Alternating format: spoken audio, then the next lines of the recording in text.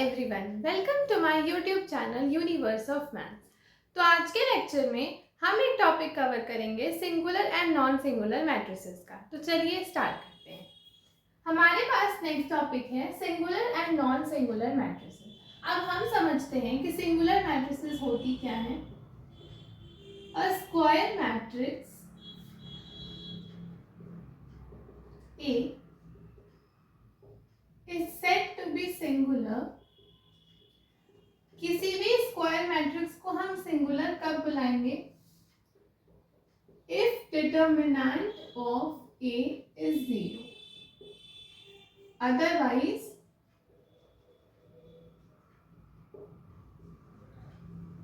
The matrix is non singular. तो हमारे पास जो मैट्रिक्स आएगी वो क्या हो जाएगी? Non singular. इसका मतलब कि कोई भी स्क्वायर मैट्रिक्स को हम सिंगुलर मैट्रिक्स कब बुलाएंगे? जब उस स्क्वायर मैट्रिक्स का डिटर्मिनेंट हमारे पास 0 आ जाए तो हम कहेंगे कि हमारी जो गिवन मैट्रिक्स होगी वो एक सिंगुलर मैट्रिक्स है। और अगर ये नॉन जीरो आती है, let's suppose determinant of A non zero आ गया, तो हम कहेंगे कि this is a non singular matrix. For example हम एक मैट्रिक्स कंसिडर करते हैं ए 3, 5, 6, 10। ठीक, ये हमारे पास एक मैट्रिक्स है ए। हम पहले इसके डिटर्मिनेंट को चेक करेंगे। वो अगर 0 आ जाएगा तो हम कहेंगे कि this given matrix is singular. अगर नॉन जीरो आता है तो ये नॉन सिंगुलर हो जाएगा। तो हम निकालते हैं ए का डिटर्मिनेंट। तो 3, 5, 6, 10। इसका डिटर्मिनेंट हमारे पास क्या हो जाएगा? 10 3 30 minus 6 5 30। This is equal to 0। तो अल्टीमेटली हमारे पास डिटर्मिनेंट ऑफ ए क्या आ गया? 0। So this implies A is a singular matrix. A हमारे पास क्या निकल कर आ गया? एक सिंगुलर मैट्रिक्स निकल करके आ गया। अब हम नेक्स्ट एग्जांपल कंसिडर करते हैं। Let's consider this. इसको हम बोल देते हैं, इसको हम लेट्स सपोज बी नाम दे दिए। ये हमारे पास एक मैट्रिक्स है -3 4 6 5। हम अब इसके डिटर्मिनेंट को चेक करते हैं, which will be determinant of -3 4 6 5। इसकी वैल्यू हमारे पास क्या आएगी? -15 माइनस 6 4 24। ये हमारे पास कितना हो गया? -39, which is not equal to 0। तो अगर हमने इस मैट्रिक्स B का डिटर्मिनेंट निकाला तो हमें क्या मिला? Determinant of B is non zero. So this implies हमारे पास B क्या निकल कर आ गई? B is a non singular matrix. तो ये हमारे पास singular and non singular matrix का एक छोटा सा ही कॉन्सेप्ट है कि if determinant of A is 0 तो वो हमारी मैट्रिक्स ए क्या हो जाएगी? एक सिंगुलर मैट्रिक्स हो जाएगी। और अगर हमारे पास डिटर्मिनेंट नॉन जीरो आता है तो ये मैट्रिक्स हमारे पास एक नॉन सिंगुलर मैट्रिक्स हो जाएगी। तो ये हमारा कॉन्सेप्ट था related to singular and non singular matrix. अब हम इस पर एक क्वेश्चन कर लेते हैं, फिर अपने नेक्स्ट टॉपिक की ओर बढ़ेंगे। यहाँ पर हमारे पास एक क्वेश्चन है, if the matrix A is a singular matrix, हमें फाइंड करना है X। हमें गिवन है कि this matrix A is a singular matrix. अभी हमने सिंगुलर मैट्रिक्स का कॉन्सेप्ट पढ़ा कि किसी मैट्रिक्स को हम सिंगुलर मैट्रिक्स तब बुलाते हैं जब उस मैट्रिक्स का डिटर्मिनेंट हमारे पास क्या होता है? 0 होता है। तो अगर हमें ये चीज गिवन है कि A is a singular matrix, so this implies this condition holds कि डिटर्मिनेंट ऑफ A हमारे पास क्या आएगा? 0 आएगा। तो हम फाइंड करते हैं अपना determinant. 4 - 2 - 3 7 2 2। This is equal to 0। अब हम इसे कैसे फाइंड करेंगे? 5 इंटू डिटर्मिनेंट ऑफ 5 के corresponding row and column delete हो जाएगी, तो -2 - 3 2 and 2 minus x into x के corresponding column and row delete होगी, तो 4 minus 3 7 2 plus minus 1 into minus 1 के करस्पॉन्डिंग भी डिलीट होगी, तो 4 माइनस 2 7 एंड 2। इसको अगर हम फर्दर सॉल्व करें तो 5 into minus 2 into 2 minus 4 minus 3 2 6, तो ये हो जाएगा minus 6 minus x into 8 minus 7 3 21 minus 1 into 4 2 8 minus 7 2 minus 14, ये आया हमारे पास। इसको अगर हम फर्दर सॉल्व करें तो 5 इंटू माइनस 4 प्लस 6 हमारे पास कितना हो जाएगा 2 माइनस x इंटू 8 प्लस 21 हमारे पास कितना हो जाएगा 29 माइनस 1 इंटू हमारे पास 8 प्लस 14 कितना हो जाएगा 22। ठीक, अब हम इसको सॉल्व करते हैं, तो 5 इंटू 2 हमारे पास कितना आया, दिस इज इक्वल टू 0, ये हमारे पास 0 चल रहा है, तो 5 into 2 10 minus 29x minus 22 is equal to 0। अगर हम 22 में से 10 को हटाएं तो हमारे पास मिला माइनस 12, हमारे पास कितना हो गया minus 29x is equal to 12, तो x की वैल्यू क्या आ गई माइनस 12 अपॉन 29। हमारी x की वैल्यू ये निकल करके आ गई, हमें फाइंड करना था अपना x की, तो ये हमारा क्या हो गया आंसर हो गया। सिंपल, हमें कुछ नहीं करना था, गिवन था कि this is a singular matrix, so this implies अगर कोई मैट्रिक्स सिंगुलर है तो ये कंडीशन होल्ड करेगी, that is determinant of A is equal to 0। तो हमने अपने गिवन मैट्रिक्स का डिटर्मिनेंट को 0 के इक्वल कर दिया। इसको सॉल्व करने से हमें हमारे x की वैल्यू मिल गई विच इज दिस, ये हमारा हो गया आंसर। अब हम बढ़ते हैं अपने नेक्स्ट टॉपिक पर जो कि है इन्वर्टिबल मैट्रिसेस। अब हमारे पास यहाँ पर नेक्स्ट टॉपिक है invertible matrix and the inverse of a square matrix of order 2। यहाँ पर बात करते हैं हम अपने यूनिट मैट्रिक्स की of order 2 which is this. एक ऑर्डर 2 की यूनिट मैट्रिक्स हमारे पास ऐसी होती है, और अगर हम अपने जीरो मैट्रिक्स की बात करें तो it is something like this. ठीक, हमें इसके बारे में इनकी कुछ स्पेशल प्रॉपर्टीज होती हैं हमारे पास एक यूनिट मैट्रिक्स और एक जीरो मैट्रिक्स की, कि अगर हम लेट सपोज किसी मैट्रिक्स ए के साथ अपने यूनिट मैट्रिक्स का मल्टीप्लिकेशन करें a इंटू आई और i इंटू ए, तो ये हमें क्या मिल जाएगी, वही मैट्रिक्स a मिल जाएगी सच एज दिस। तो इसकी स्पेशल प्रॉपर्टी हमें पता है विच इज दिस। और अगर हम जीरो मैट्रिक्स की स्पेशल प्रॉपर्टी की बात करें तो अगर हम किसी मैट्रिक्स A में अपने दिस मैट्रिक्स का मल्टीप्लिकेशन करते हैं तो हमें क्या मिल जाती है, एक जीरो मैट्रिक्स ही वापस से मिल जाती है। तो ये हमारी स्पेशल प्रॉपर्टी हुई एक यूनिट मैट्रिक्स या आइडेंटिटी मैट्रिक्स की, और ये हमारे पास स्पेशल प्रॉपर्टी निकल करके आई है एक जीरो मैट्रिक्स की। तो अगर हम देखें तो हमें क्या दिखा, I and 0 are analogous to the numbers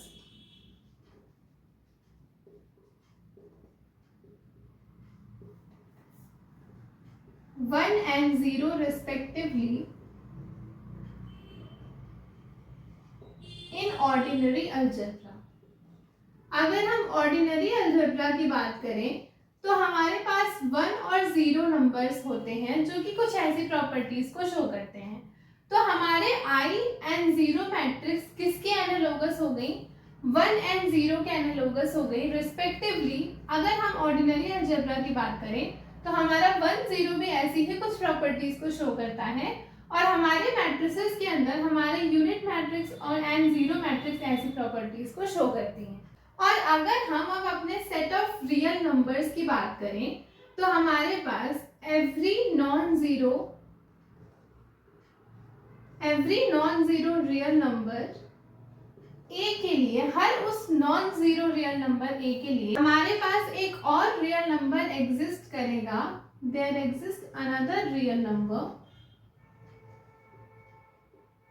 जिसे हम 1/a बुलाएं और a इनवर्स बुलाएं।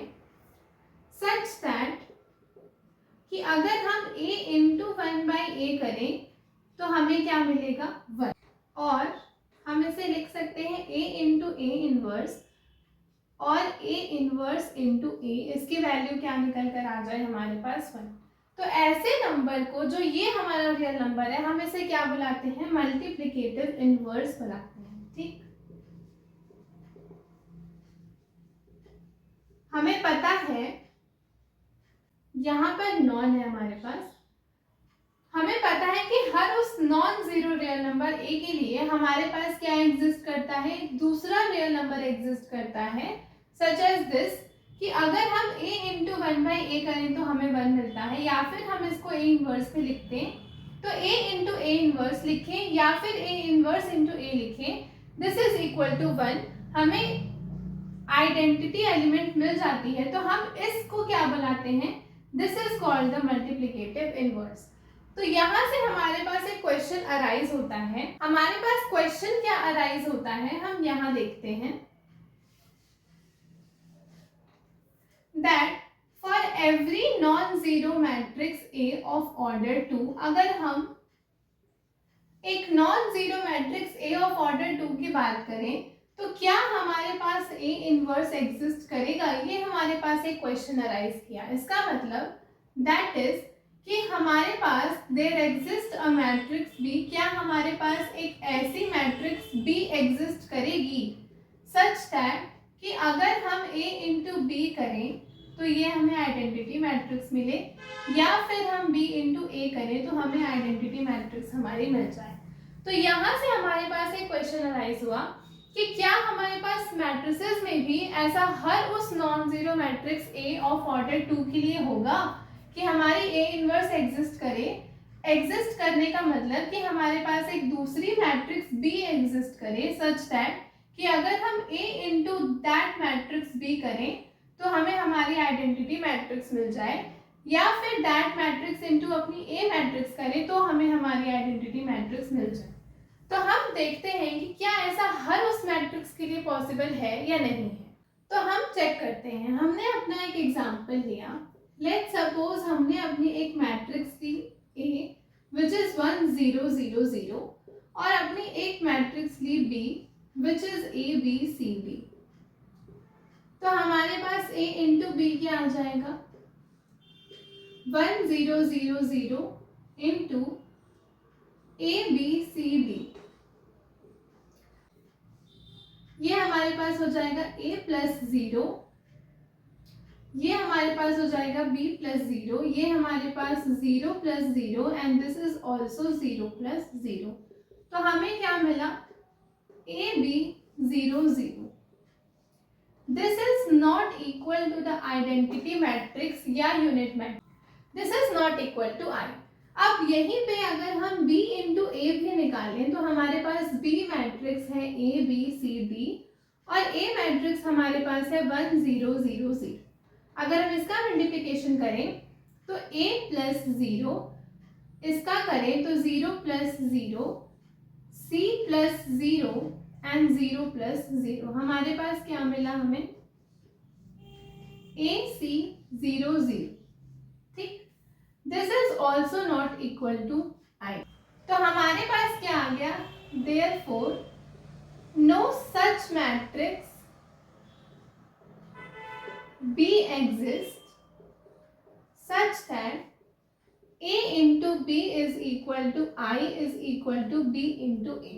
जब हमने इस एग्जाम्पल को लिया, अपनी दो मैट्रिक्स ली A और B, और हमने देखा कि हमारा A B क्या आया, नॉट इक्वल टू I, और हमारा बी ए भी क्या आया, नॉट इक्वल टू आई, और हमारा ए इंटू बी और बी इंटू ए भी इक्वल नहीं है, तो हम क्या कहेंगे, therefore no such matrix B, हमारे पास ऐसी कोई मैट्रिक्स बी एग्जिस्ट नहीं करती जिसके लिए अगर हम ये कंडीशन चेक करें तो वो ट्रू हो जाए।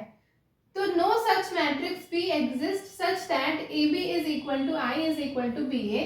इसका मतलब हम दूसरे वर्ड्स में क्या कहेंगे कि हमारा A inverse does not exist in this case. तो इस केस में हमारे पास क्या हो गया कि हमारा A inverse does not exist है, A इनवर्स हमारा एग्जिस्ट ही नहीं करता, इस केस के लिए जब हमने हमारी मैट्रिक्स ए ये ली और हमारी मैट्रिक्स बी ये ली। अब हम अपना दूसरा एग्जाम्पल लेकर के चेक करते हैं कि उस केस के लिए हमारी ये कंडीशन सेटिस्फाई होती है या नहीं। तो चलिए उसे देखते हैं। हम कंसिडर करते हैं अपनी matrix A which is 3 -7 -2 5 and B matrix को कंसिडर करते हैं 5 7 2 3। हमने हमारी दो मैट्रिक्स कंसिडर की, एक ए और एक बी। अब ए इंटू बी करते हैं तो हमारे पास क्या आया, दिस इंटू दिस मैट्रिक्स, तो हमारे पास क्या निकल कर आया 15 - 14 -35 + 35। ये हमारे पास कितना हो गया 3 2 6 -3 2 6 एंड -14 प्लस हमारे पास कितना आ गया 50। इसको अगर हम सॉल्व करें तो हम यही लिख लेते हैं 15 - 14 1, 6 - 6 0, -35 + 35 0 एंड 15 - 14 हमारे पास कितना आ गया 1। This is equal to I। ठीक, अब हम अगर B इंटू ए का प्रोडक्ट कंसिडर करें तो B मैट्रिक्स हमारे पास ये है और A मैट्रिक्स हमारे पास ये। 5 3 15 -7 2 14, 7 3 21 -7 3 21, 5 - 2 10 plus 5 2 10 and 7 2 -14 प्लस 5 3 15। ये हमारा किसके इक्वल आ गया 15 - 14 1, this is 0, 21 - 21 0 and 15 - 14 1, this is also equal to I। तो इस कंडीशन या इस केस में हमारे पास क्या हो रहा है कि A इंटू बी भी हमारा किसके इक्वल है I के, और B इंटू ए भी हमारा किसके इक्वल है I के। तो ये कंडीशन हमारी होल्ड कर गई। इसका मतलब there exists a matrix B such that हमारी ये कंडीशन होल्ड कर रही है। तो हम कहेंगे कि इस पर्टिकुलर कंडीशन के लिए हमारा A इनवर्स क्या होता है, एग्जिस्ट करता है। हमने जब दो एग्जांपल्स को लिया और देखा तो हम फाइनली क्या कह सकते हैं कि इट मे और मे नॉट एग्जिस्ट।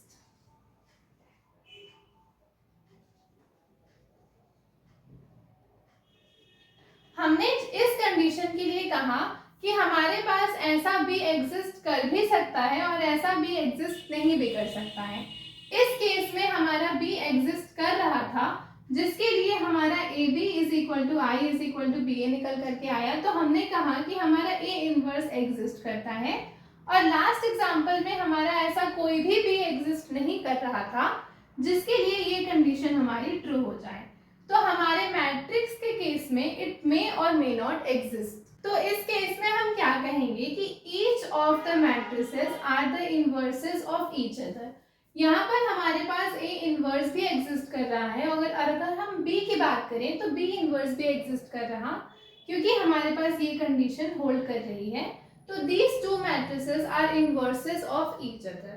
अब हम इसकी एक प्रॉपर डेफिनेशन पे बढ़ते हैं। यहाँ पर हमारे पास डेफिनेशन है if A and B are square matrices, अगर हमारे पास A और B स्क्वायर मैट्रिसेस हैं सच दैट कि अगर हमारे पास A into B is equal to B into A is equal to identity matrix की इक्वल आ जाए, हमारा A इंटू बी भी आइडेंटिटी मैट्रिक्स बन जाए और B इंटू ए भी आइडेंटिटी मैट्रिक्स बन जाए, जैसा कि हमारे पिछले एग्जाम्पल्स में हुआ, तो हम क्या कहेंगे B is called the inverse of A and written as A inverse is equal to B। तो हम क्या बुलाएंगे, B हमारा क्या होगा, A का इनवर्स होगा और हम लिखेंगे कि हमारा A इनवर्स किसके इक्वल है, B के। एंड सिमिलरली हमारा A भी क्या होगा, A is called the inverse of B। हम A को क्या बुलाएंगे, B का इनवर्स बुलाएंगे और this will be written as B inverse is equal to A। क्योंकि ये दोनों ही मैट्रिसेस आपस में एक दूसरे के इनवर्सेस हैं, तो हम A इनवर्स को लिखेंगे B and B inverse is equal to A।